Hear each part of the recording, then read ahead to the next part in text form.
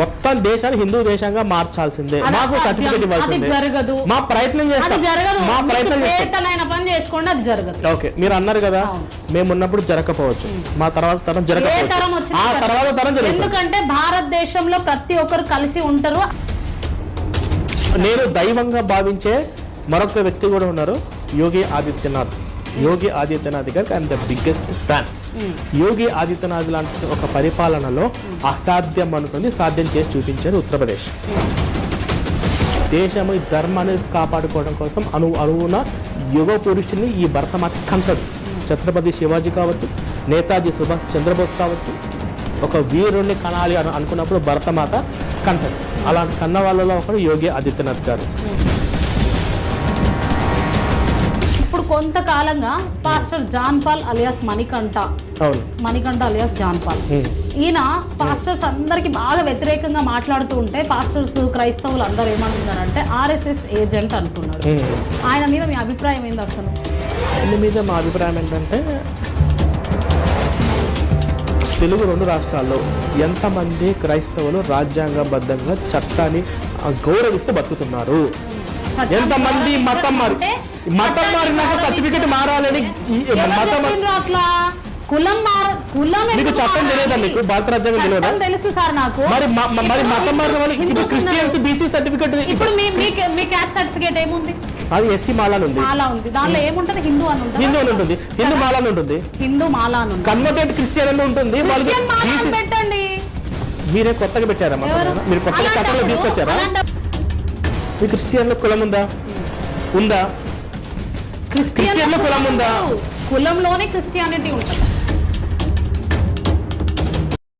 అత్యధికంగా మైనారిటీగా ఉన్నటువంటి క్రిస్టియానిటీ వీళ్ళు, మెజారిటీగా ఉన్న హిందువులు, మెజారిటీగా ఉన్న తిరుమల తిరుపతి దేవస్థానానికి వెళ్ళి వాడి ఛానల్లో యూట్యూబ్లో వీడియో పెట్టి ఆ కేసు పోలీస్ స్టేషన్కి వెళ్ళి మళ్ళీ బయటకు వచ్చినాయి. అవన్నీ నామమాత్రపు కేసులాగా వెళ్తున్నాయి. ఇలా హిందూ దేవులను దూషించడం, హిందూ దేవులను తిట్టడం అనేది వీళ్ళకు క్రమక్రమంగా చేస్తుంటే మేము కేసులు పెట్టాం. అవి వాక్చాతురంగాను లేకపోతే ఇవన్నీ సహించలేక అవన్నీ చూసి బయటకు వచ్చినవే మాలాంటోళ్ళు. ఎందుకంటే ఇప్పుడు మేము చేసే వర్క్ ఫస్ట్ చట్టానికి విరుద్ధం అయితే మా మీద కేసులు పడ్డాయి. మా మీద ఎఫ్ఐఆర్లు అయినాయి 3. ఇప్పుడు నా మీద 3 ఎఫ్ఐఆర్లు అయినాయి, 4 అయినాయి మొత్తం. ఒక కేసు కొట్టేశారు, 3 రన్నింగ్లో ఉన్నాయి. 3 పోలీస్ స్టేషన్కి వెళ్తున్నాను, కోర్టు దగ్గర నేను వాయిదాలు తీసుకుంటున్నాను. నేను చేసిన తప్పు అయితే నాకు కోర్టు నాకు శిక్ష చేస్తుంది చట్ట ప్రకారంగా తప్పు అయితే. అట్లాగే మీవన్నీ చూసి సహించలేక బయటకు వచ్చి ఏంద్రా బాబు మీరు మీ బైబిల్ గురించి మీ యేసు గురించి మీరు చెప్పకుండా మా దగ్గరికి ఎందుకు వచ్చారు అని అంటే, వాళ్ళు రకరకాల హిందూ మళ్ళీ అప్పుడు శివశక్తి లేనప్పుడు కూడా దుర్గమ్మ దేవతను దయ్యంగా చిత్రీకరించాడు బెల్లంపల్లి ప్రవీణ్ ఒక పాస్టర్. మేము దేశాన్ని మొత్తము బైబిల్ దేశంగా మేము మార్చేస్తాము, క్రిస్టియన్ గా దేశంగా మేము మార్చేస్తామని చెప్పేసి ఒక పాస్టర్ ఉన్నాడు. అప్పటికి ఇవన్నీ రాలేదు. భర్తమాతను అంటారు, భర్తమాతకి ఎంతమంది భర్తలు అనుకుంటూ మీరందరూ నరకానికి వెళ్తారు, దేవుడైన వాడు యెహోవా ఒక్కడే అని చెప్పేసి అంటూ దేశ జాతీయ జెండాను గుడ్డముక్క అంటూ వీటన్నిటి మీద పెద్ద సెక్షన్ల కింద కేసులు పెట్టట్లా. కేసులు పెద్దగా ఏమి పోలీసులు తీసుకోవట్లేదు సీరియస్ గా. ఎవడు పడితే వాడు వాక్చాతుర్యం ఉంది. అదే ఇవన్నీ కూడా అందుకని చెప్పేసి ఈ దెబ్బలు తిన్న మేము ఈ రోజు హిందువులందరూ కలిసి ఏకంగా మేము తీసుకున్న నిర్ణయం ఏంటంటే, వాళ్ళకు వాళ్ళ మతం గొప్ప అయితే, వాళ్ళకు వాళ్ళ బైబిల్, వాళ్ళ యేసు, వాళ్ళ అల్లా, వాళ్ళ ఖురాన్ గొప్పదైతే మాకు మా హిందుత్వమే గొప్ప, మాకు మా భగవద్గీత, మా హిందూ అర్థం పద్ధతి మాకు గొప్ప. వాళ్ళు మేము సమానం కాదు. ఎప్పుడు సమానం అవుతామంటే వాళ్ళు పాటిస్తే. ఇప్పుడు వాళ్ళు క్రిస్మస్ మేము పాటిస్తారు, మీరు పాటిస్తారా? మేము పాటించాం. ఇప్పుడు మేము ఏ విధంగా తయారైనామంటే ఫస్ట్ మేము పాటించే వాళ్ళం, హిందువులందరూ పాటించేవాళ్ళు. పాటించారు సార్,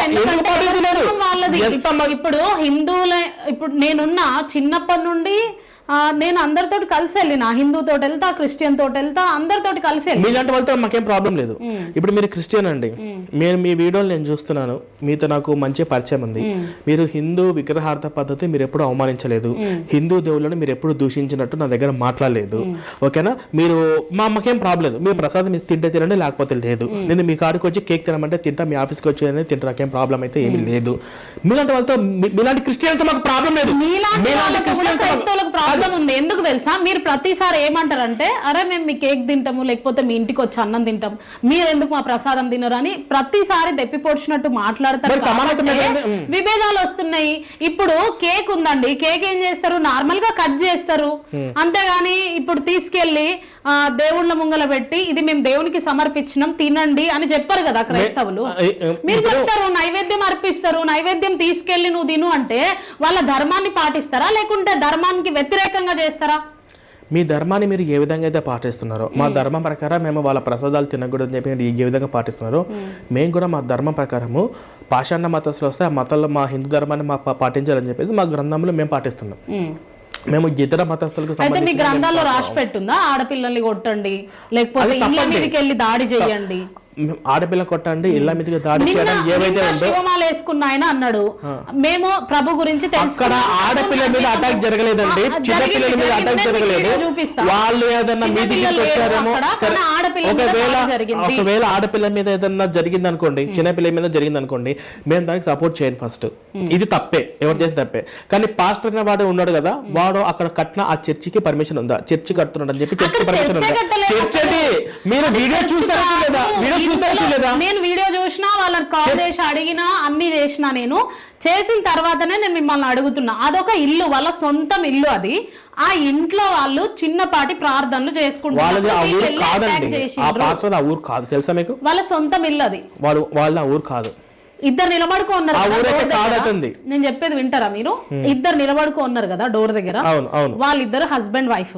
వాళ్ళ ఇంట్లో ఇంకో పాస్టర్ వెళ్ళి ప్రేయర్ పెట్టుకున్నారు. ఇప్పుడు మీరు పూజ పెట్టుకుంటారు, మీ ఇంటికి పూజారి వస్తాడా లేకపోతే మీరే పూజలు చేసుకుంటారు? ఒకవేళ ఏవైనా సత్యనారాయణ వస్తారు కదా, మీరు దసరా పూజ చేస్తారు, ఎవరు వస్తారు ఇక్కడికి? పూజారి వస్తారు. ఇక్కడ వాళ్ళు అయితేనే రావాలా లేకుంటే మరి వాళ్ళ ఇంట్లో కూడా వాళ్ళ ఆరాధన జరిపించుకోవడానికి ఎక్కడి నుండైనా వస్తాడు పాస్టర్, దానికి మీకెందుకు అబ్జెక్షన్? మరి ఇప్పుడే పాస్టర్ సొంత ఇల్లు అక్కడే అన్నారు. ఇద్దరు మేము ప్రభువుని నమ్ముకున్నాము, ప్రభువుని తెలుసుకున్నాం కాబట్టి మేము ఈ రోజు మా ఇంట్లో ప్రార్థన పెట్టుకున్నాము అని వేరే పాస్టర్ ని పిలిపించుకున్నప్పుడు ఈ శివమాల ధరించుకున్న వాళ్ళకి ఏంటి ప్రాబ్లం? నువ్వు ప్రభువుకు పుట్టినవా అని అడిగిండు కదా ఆయన. ప్రభువుకు పుట్టినావు అంటే మనం నువ్వు శివమాల వేసుకున్నావు కదా, శివుని నమ్ముకున్నందుకు వేసుకున్నావా, శివునికి పుట్టినందుకు వేసుకున్నావా? మీరు ఎప్పుడైనా మాల వేసుకున్నారా? సరే, మీరు ఇప్పుడు కృష్ణుని నమ్మినా అన్నారు కదా, శ్రీకృష్ణునికి పుడితే నమ్ముతున్నారా లేదంటే మీరు విశ్వసించి లేదంటే అభిమానించి లేదంటే ఆయన ఆనవాళ్ళు నచ్చో ఏదో సంథింగ్ ఆయనలో ఏదైనా నచ్చితేనే మీరు అభిమానిస్తున్నారు, విశ్వసిస్తున్నారు కదా? మీరు ఆయనకు పుట్టినరా? ఎవరైనా అమ్మ నాన్నకి పుడతారండి. ఫస్ట్ నేను మీకు ఒక క్లారిటీ, ఇప్పుడు వాళ్ళు భక్తి చేయడానికి మాల వేసుకున్నారంటారా లేదంటే ఇట్లా గలీజ్ గా మాట్లాడడానికి మాల వేసుకున్నారా? వాళ్ళు ఆడపిల్లల, ఇప్పుడు మీరు చెప్పేది అయిపోయింది కదా, మొత్తాన్ని క్లారిటీ ఇస్తాయి కదా. సో అక్కడ ఆడపిల్లల మీద అలా మాట్లాడడము, దురుసుగా మాట్లాడడం ఏదైతే ఉందో అది నేను సమర్థించాను ఫస్ట్, అది ఓకే రైట్. కాకపోతే ఏంటంటే మొత్తం ఎందుకో ఆ పరిస్థితి దాకా వచ్చింది అంటే, వాళ్ళు శివమాల వేసుకున్న వాళ్ళు, మాల వేసుకున్న వాళ్ళు నిబద్ధత నిష్ఠతో ఉంటారు. అయ్యప్ప మాలలు వేసుకున్నా ఎవరు వేసుకున్నా కూడా నిబంధత నిష్ఠ అనేది ఉంటుంది.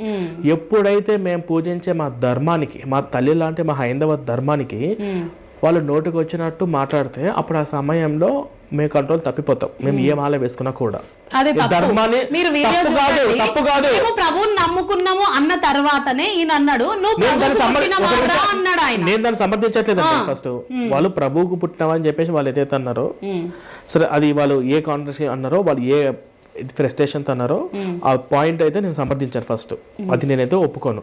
సో ఇళ్ళ లోపలికి వెళ్ళి దాడి చేయడం, ముఖ్యంగా ఆడపిల్లలు ఉన్నప్పుడు దాడులు చేయడం కరెక్ట్ కాదు. ఎందుకంటే వాళ్ళు ఒకవేళ అంటే అక్కడ జరిగింది ఏంటంటే, అక్కడ చర్చి అక్రమంగా పెట్టుకున్నారండి, అది చర్చి. అది మీరు ఇల్లు ఒక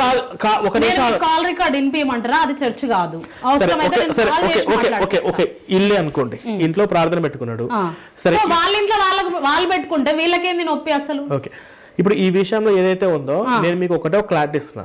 ఇప్పుడు రోడ్ల మీదకి వచ్చిన పాస్టర్ల మీద, రోడ్ల మీదకి వచ్చే వ్యాన్ల మీద కాదు, ఇళ్ళ లోపలికి వెళ్ళి కూడా దాడి చేయాల్సిన పరిస్థితి రావడానికి గల కారణం ఏంటంటే, మొత్తం హిందూ సమాజానికి క్రైస్తవులన్నా పాస్టర్లు అన్నా యావత్తు క్రైస్తవ సమాజం మీద అసహ్యం అనేది కలిగింది. మీరు వాటి మీద కేసులు పెట్టారు కదండి. ఒక్కసారి చూడండి, ఒక్క నిమిషం చూడండి వీడియో. ఈ ఆడామె వాళ్ళ హస్బెండ్ ని పట్టుకుంటే కూడా వెనక నుండి వచ్చి శివమాల వేసుకున్న వాళ్ళు కర్రతో కొట్టిరా లేదా మీరు అది చూడండి. నేను ఆ వీడియో మీకు పంపిస్తాను.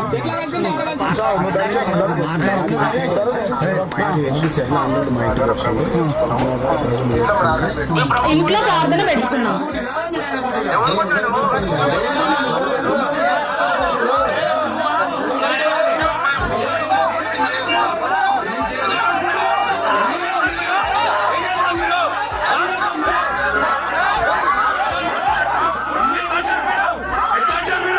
నన్నెవరికి పుట్టినవా అని వాళ్ళు అడుగుతున్నారు.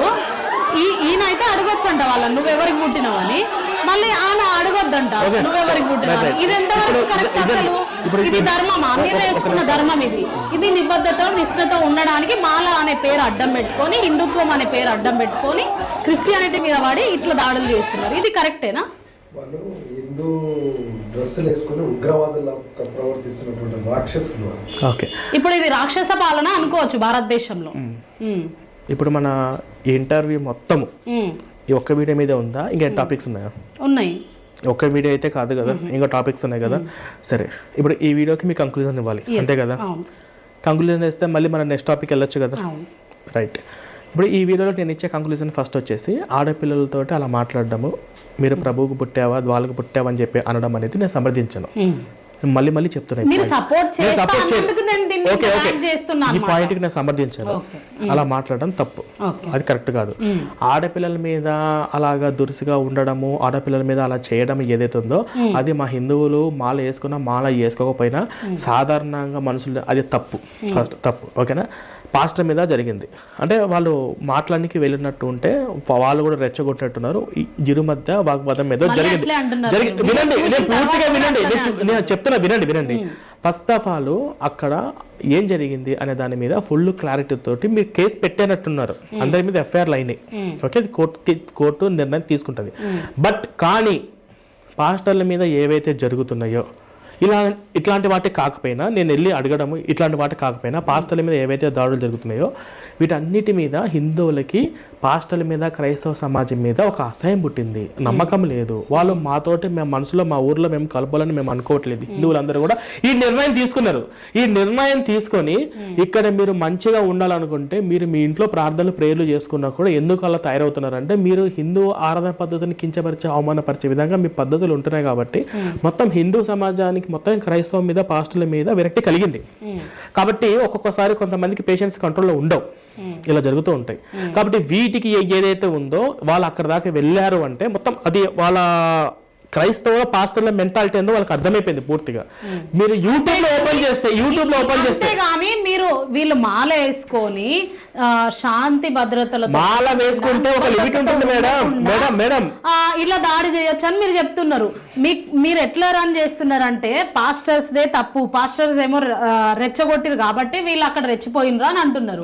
అంటే మీకు వినిపిస్తలేదా అక్కడ ప్రభువుకు ఇప్పుడు ఈ డిబేట్ లో ఈ డిస్కషన్ లో పసాలు జరిగిందండి. నేను సమర్థించట్లేదు కదా, నేను సమర్థించట్లేదు.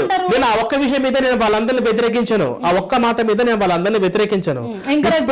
ఎంకరేజ్ చేయడం కాదు, నేను ఆ ఒక్క విషయంలో అన్నందుకు వాళ్ళ చేత క్షమాపణ చెప్పినట్టు చెప్పిస్తా. అది తప్పే, ఆడపిల్లలతో అలా మాట్లాడడం దురుసుగా మాట్లాడడం తప్పే.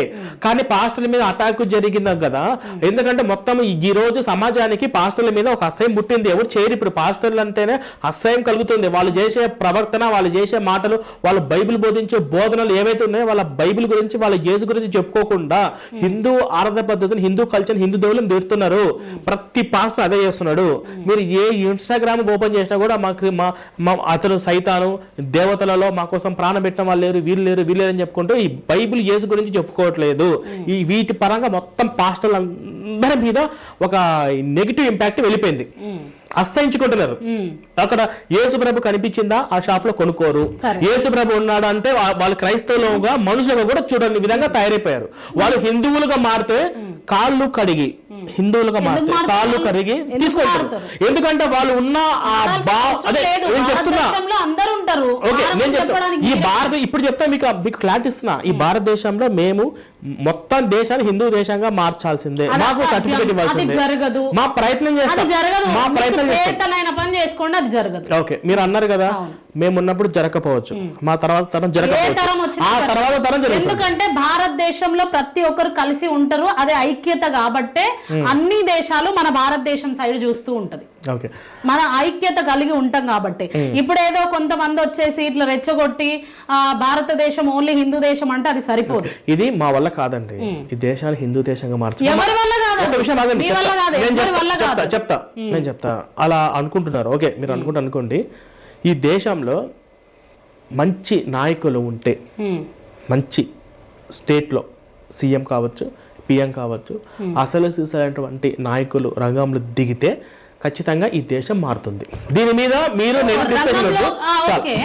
రంగంలోకి దిగే నాయకులు ఎట్లుండాలి అంటే ఓన్లీ హిందుత్వాన్ని ఎంకరేజ్ చేసే నాయకులు ఉండాలి అని మీరు అంటున్నారు. ఈ మత మార్పిడి పరంగా నేను పేరు చెప్తున్నాను, నేను అత్యధికంగా కాదు, నేను దైవంగా భావించే మరొక వ్యక్తి కూడా ఉన్నారు, యోగి ఆదిత్యనాథ్.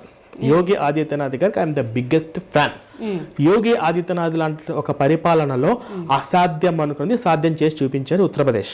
అలాంటి యోగి ప్రభుత్వం లాంటి యోగి లాంటి వాళ్ళు ఈ దేశానికి ప్రధానమంత్రి అయితే ఉత్తరప్రదేశ్ లాగా ఇక్కడ మారుస్తారని చంపేయడము లేకపోతే కూలగొట్టడము అలాంటి ఆయన ప్రధానమంత్రి కావాలని మీరు కోరుకుంటున్నారు. అంటే ఇప్పుడు ముస్లింస్ చంపుతున్నాడా యోగి? ఎవరైతే ముస్లింస్ లో చాలా మంది యోగి ఆదిత్యనాథ్ కి నాకంటే డైహార్డ్ ఫ్యాన్స్ ఉన్నారు ఉత్తరప్రదేశ్ లో. మేము వెళ్ళొచ్చాము, కొంతమంది ముస్లింస్ వాళ్ళు ఇక్కడ యోగి పచ్చబొట్టు పొడిపించుకుంటారు, గుడ్డల్లో ఇక్కడ పచ్చబొట్టు పొడిపించారు, అభిమానం. ఆయన వాళ్ళు లబ్ధి పొందారు. ఆయన ఎంతో మంది అక్రమంగా ఆదిత్యనాథ్ ఏం చేసిరంటే అక్కడ ముస్లింస్ ఉండకూడదు, హిందూస్ ఉండకూడదు అని ఒక రూల్ పెడితే వాళ్ళు బ్రతకడం కోసం అట్లా వేయించుకున్నారు. మీకు తెలుసా? అయిపోయిందా? అలా ఆయన్ని గుండెలో ఇక్కడ వేయించుకోరు. ఫస్ట్ ఉత్తరప్రదేశ్లో ముస్లిమ్స్ వాళ్ళు కూడా ఉన్నారు, క్రిస్టియన్స్ కూడా ఉన్నారు. వాళ్ళు మత ప్రచారాలు చేయరు, హిందువుల మీద లవ్ జిహాద్ లాంటి మీద సీరియస్గా యాక్షన్ తీసుకుంటాడు. అక్రమంగా ఆక్రమించుకొని కట్టినటువంటి మసీదులు ఏవైతే ఉన్నాయో అది తిరిగి హ్యాండ్ ఓవర్ చేసేసుకుంటున్నారు. కొన్ని ప్రాంతాలలో చూశాను. ఇది ఏదైతే పుణ్యభూమి పుణ్యక్షేత్రం అనుకుంటారో అక్కడ ఇతర మతస్థుల పాషండ మతస్థులకి అనుమతి లేకుండా కొన్ని స్ట్రిక్ట్గా చేస్తున్నారు. ఓకే, కానీ యోగి ఆదిత్యనాథ్ ఒక మతం మాత్రమే కాదు, అక్కడ ఇన్ఫ్రాస్ట్రక్చర్ డెవలప్ అయింది, మంచి హైవే రోడ్లు పడ్డాయి, గవర్నమెంట్ హాస్పిటల్స్ మంచిగా డెవలప్ అవుతున్నాయి, పారిశ్రామికంగా కూడా, తర్వాత వ్యవసాయంగా ఏవైతే ఉన్నాయో అవి వాటి పరంగా, తర్వాత రైస్ మిల్లు లాంటివి ఏవైతే ఉన్నాయో కొత్తగా అయ్యి అన్ని మతాలు అక్కడ ఉన్న వాళ్ళందరూ కూడా వీటన్నిటి పరంగా కూడా ఉత్తరప్రదేశ్ యోగి ఆదిత్యనాథ్ గారు రాకముందు ఎలాగుంది, వచ్చిన తర్వాత ఎలాగుంది అనేది అక్కడ ప్రజలందరూ అడిగితే తెలుస్తుంది. ఎందుకంటే రాష్ట్రాన్ని మొత్తం ఒక హిందూ ముస్లింగా చూడలేదు, మతంగా అసలు చూడలేదు, ఏ విధంగా డెవలప్మెంట్ చేయాలో విధంగా డెవలప్మెంట్ చేసిండు. అటువంటి మహానుభావుడు యోగి ఆదిత్యనాథ్ ఈ భరతమాత కన్నా ఒక ముద్దు బిడ్డ. అలాంటి వాళ్ళు ఖచ్చితంగా ఈ దేశము, ఎందుకంటే ఈ దేశాన్ని ఇస్లామిక్గా కానీ పాకిస్తాన్గా కానీ మరో ఇస్లామిక్ కానీ క్రిస్టియన్గా కానీ మార్చే ఉద్దేశము ఎందుకు లేదు అంటే అది ప్రకృతి వైపరీత్యం. దేశము ఈ ధర్మాన్ని కాపాడుకోవడం కోసం అణువున యుగ పురుషుని ఈ భరతమాత కంటది. ఛత్రపతి శివాజీ కావచ్చు, నేతాజీ సుభాష్ చంద్రబోస్ కావచ్చు, ఆయా సమయాలలో అధర్మం దాటిపోతుంది, ఒక వీరుణ్ణి కనాలి అనుకున్నప్పుడు భరతమాత కంటది. అలాంటి కన్న వాళ్ళలో ఒకడు యోగి ఆదిత్యనాథ్ గారు. అలాంటి వారు ఈ దేశానికి ముఖ్యమంత్రి ప్రధానమంత్రి అయితే ఈ మత మార్పిళ్ల పరంగా, పాస్టర్ల పరంగా, వీళ్ళ అరాచకాల పరంగా ఎక్కువగా మోసపోతున్నది ఎవరు అనే దాని మీద స్టడీ చేసి దాని మీద ఆయన యాక్షన్ తీసుకుంటాడు. ఇప్పుడు మనము దేశ రాజకీయాలు గురించి మనం పక్కన పెడతాం. మనము మతాల గురించి మాట్లాడుతున్నారు కాబట్టి నేను మిమ్మల్ని 3 క్వశ్చన్స్ అడుగుతా. మతం గొప్పదా, మానవత్వం గొప్పదా, మనుషులకు విలువలు గొప్పవా? ఏది గొప్పది అంటారు ఈ మూడిట్లో? మాకు హిందూ మతం గొప్పది. హిందూ మతం మనుషులు గొప్ప కాదా? హిందూ మతంలోనే గొప్ప కాదా? హిందూ మతంలోనే హిందూ మీరు ఎలాగో అంటే మతమే గొప్పది అని ఒప్పుకుంటున్నారు మీరు. ఎందుకంటే మనుషుల విలువలను, మనుషులను సమానత్వము, మనుషులను ప్రేమించే తత్వము నేర్పించేది హిందూ మతం. అదే క్రైస్తవ మతం అనుకోండి, వాళ్ళు అన్యులు, వాళ్ళు విగ్రహార్థికులు, వాళ్ళు నరకానికి వెళ్ళే వాళ్ళు మన దేవుళ్ళ పూజించే వాళ్ళు కాకుండా పరమత సహనం లేకుండా నేర్పించేది ఆ మతము. కానీ మాకు బైబుల్ గ్రంథం గురించి మాత్రమే చెప్తారు. మా ఎఫెక్ట్ బైబిల్ అండి, మా మనుషులు కాదు. మాకు క్రైస్తవుల వల్ల మాకు ఎటువంటి ప్రాబ్లం లేదు. వాళ్ళు పట్టుకున్న గ్రంథం నుంచే మాకు ప్రాబ్లం అవుతుంది. ఆ గ్రంథం నేర్పించి ఏదైతే విధానం ఉందో అది సరైనది కాదు. ఆ గ్రంథమే మాకు ఎఫెక్ట్. ఇప్పుడు మనకు అమెరికాలో మానవత్వం నేర్పించేది హిందూ మతమే. చనిపోయినాం అనుకోండి, మతం ఒక్కటి వస్తుందా? మానవత్వం కలిగిన మనుషులు వస్తారా? అర్థం కాలేదండి. మనం చనిపోతాం ఏదో ఒక రోజు చనిపోతాం. చనిపోయినప్పుడు మనంబడి మతం వస్తుందా లేకపోతే మానవత్వం వస్తుందా? చనిపోయినాక ఎవరు వస్తారండి?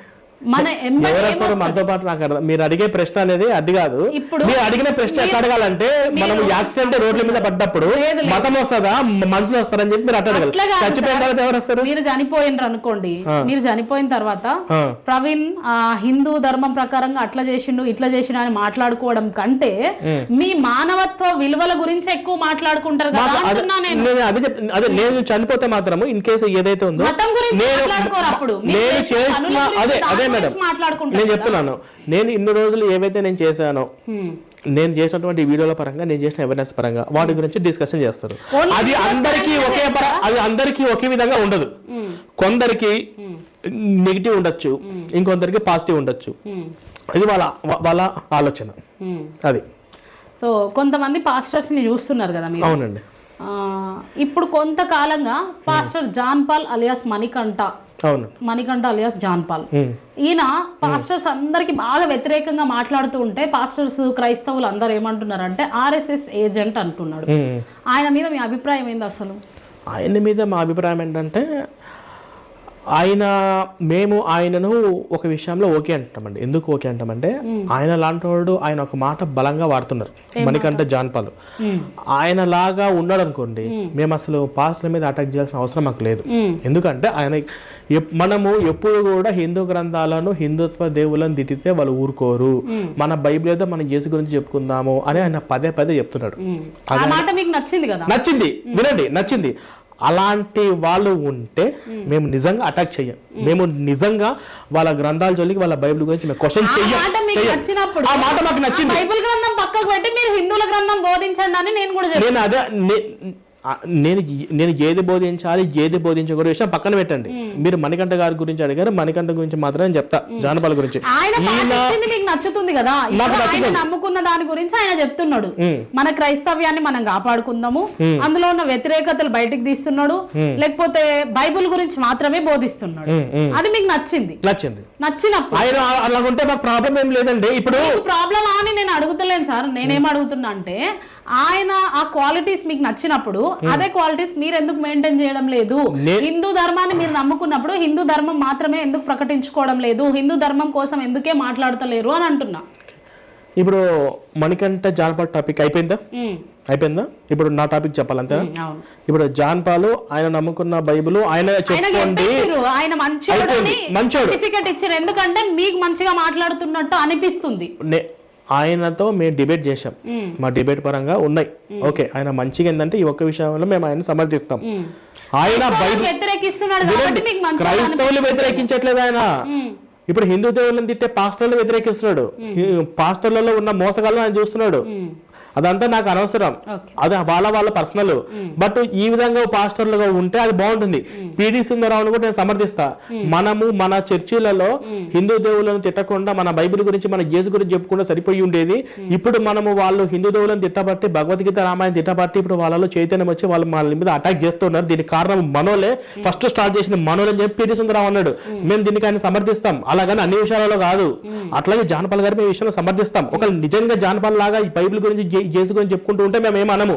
కానీ నా పాయింట్ ఏంటంటే, అలా చెప్పకుండా ఎవరు ఏ భాషలో ఉండట్లేదు. అందరూ మత మార్పులు చేసుకుంటూ హిందూ దేవులు తిట్టుకుంటూ ఉన్నారు. కానీ మాదేంటంటే, ఇప్పుడు నేను ఎందుకు అలా లేను, నేను ఎందుకు అలా ఉండాలి? నాకు విజన్ ఉంది, నా స్టైల్ ఉంది. నా విజన్ ఏంటంటే, అరే నేను చేసేది ఆయన చేసేది ఒకేలా ఎందుకు ఉండాలి, ఎందుకు ఉండాలి? ఫస్ట్ మీరు నేను చేసేది ఎందుకు ఉండాలి? ఇప్పుడు మీరు అన్ని ఇష్యూస్ మీద మీరు రియాక్ట్ అవుతున్నారు. ఎందుకు రియాక్ట్ అవుతున్నారు? మీరు జర్నలిస్ట్, ఓకేనా? మీరు ఈవెన్ బంగ్లాదేశ్ లో జరిగిన హిందువుల మీద దాడి మీద కూడా మీరు రియాక్ట్ అయ్యారు. ఆ వీడియో నేను చూశాను, అది ఓకే బాగుంది. మీరు ఎందుకు అలా రియాక్ట్ అవుతున్నారు, ఇంకొక విధంగా రియాక్ట్ అవచ్చు అని చెప్పి నేను మిమ్మల్ని అడగాలి. మీరు జర్నలిస్ట్, మతం నమ్మను, మానవత్వాన్ని నమ్ముతాను. నేను నా మతాన్ని నమ్ముతున్నా. మీరు ఒక జర్నలిస్ట్, మీ జర్నలిస్ట్ డ్యూటీ మీరు చేస్తారు ఒకటే కాబట్టి రియాక్ట్ అయ్యారు. భారతీయులందరూ హిందువులే నేను చెప్తున్నా, అందరూ ఒకటే, అందరూ హిందువులే. హిందువులు ఎట్లయితారు? హిందువులు ఎట్లయితారు? ఈ దేశాన్ని మతం ఉండేదే భారతదేశం. ఈ భారతదేశం మొత్తం కూడా సింధు నాగరికత అంటే అందరూ హిందువులే. వాళ్ళంతటా నేను క్రిస్టియన్ అని అనుకుంటున్నారు, వాళ్ళంతటా వాళ్ళు ముస్లిమ్స్ అని అనుకుంటున్నారు. వాళ్ళ నాన్న వాళ్ళ తాతల కాలం దగ్గరికి వెళ్తే చాలు అందరూ హిందువులే. వాళ్ళు నిన్నగాక మొన్న మతం మారిన వాళ్ళు, మతం మారి మా తాత మా ముత్తాత అందరూ నరకానికి వెళ్తున్నారు. ఏదేదో వాళ్ళ భావన పిచ్చెక్కింది మేము అనుకుంటున్నాం. బట్ వాళ్ళని మేము మనుషులుగా మార్చే ప్రయత్నం మేము చేస్తున్నాము. నేను చేసే డ్యూటీ ఏంటంటే మీకు ఫస్టే చెప్పాను, మళ్ళీ చెప్తున్నాను, నా క్రైస్తవ సమాజంలో గురించి ఏదైతే ఉందో వాళ్ళని చైతన్యపరచడంలో నేను ఒక నిర్ణయం తీసుకున్నాను. నా మాటలు విని వచ్చిన వాళ్ళు ఉన్నారు, రానోళ్ళు ఉన్నారు, వద్దామా అనుకున్న వాళ్ళు ఉన్నారు, నేను రానా అనుకున్న వాళ్ళు చాలా మంది ఉన్నారు. బట్ నాకు ఎండ్ ఆఫ్ ద డే ఏంటంటే నాకు నా హిందూ ధర్మము హిందూ ధర్మానికి ఏదైతే ఉందో హిందూ ధర్మంలోకి మొత్తాన్ని తీసుకుని రావాలి. వాళ్ళందరూ హిందుత్వంలో నాస్తికులుగా ఉన్నా పర్లేదు, దేవుడి నమ్మిన నమ్మకమైన పర్వాలేదు. బట్ క్రైస్తవ పాస్టర్లు బైబిల్ నుంచి చర్చి నుంచి వాళ్ళు కాపాడుకోవాలి, వాళ్ళ జీవితాలు వాళ్ళు కాపాడబడాలి. అది ఎందుకంటే నేను ఒకప్పుడు దేశద్రోహం చేశాను. ఏం చేశానంటే నాకు ఎస్సీ మాల సర్టిఫికేట్ ఉంది, హిందూ మాల సర్టిఫికేట్ ఉంది. నాది బీటెక్ కంప్లీట్ అయిపోయింది. బీటెక్ కంప్లీట్ అయ్యేంత వరకు నేను ప్రసాదాలు తినేవని కాదు. మా బీటెక్ కాలేజీలో వినాయకుని పెడితే నేను అందులో పార్టిసిపేటింగ్ చేసేవని కాదు. నేను బీటెక్ నాకు ఎలా కంప్లీట్ అయిపోయిందంటే నాకు రిజర్వేషన్ పరంగా నాకు ఫ్యూచర్ ఎంఎంఎస్ పథకం కింద నాకు ఫ్రీ హాస్టల్ ఫ్రీ ఫుడ్ మొత్తం నాకు అలా బీటెక్ కంప్లీట్ అయిపోయింది. సో నేను అప్పుడు క్రిస్టియన్గా ఉన్నా. బట్ దేశం పరంగా నేను ద్రోహం చేసిన. ఏంటంటే బీసీసీ సర్టిఫికేట్ తీసుకొని ఉండవలసినటువంటి నేను క్రిస్టియన్గా ఉండి కానీ హిందూ రిజర్వేషన్తో పొందా. నేను ఆ తప్పును సరి చేసుకున్నా. ఎందుకు బీసీసీ తీసుకోవాలి? మీ కులం ఏంటి? మాది కులం వచ్చేసి ఎస్సీ మాల. మీరు మాల కులంలో పుట్టిన తర్వాత మాలగానే కొనసాగుతారు. కానీ మీరు నమ్ముకున్న దేవుడు యేసుక్రీస్తు ప్రభు అయినప్పుడు దేశద్రోహి ఎట్లయితారు? మీరు ఎలా అవుతానంటే మనకు 1950 ఆగస్టు 10న మనకు ఒక చట్టం అనేది వచ్చింది. ఎవరు నచ్చిన మతంలోకి వాళ్ళు వెళ్ళొచ్చు, ప్రాబ్లం ఏం లేదు.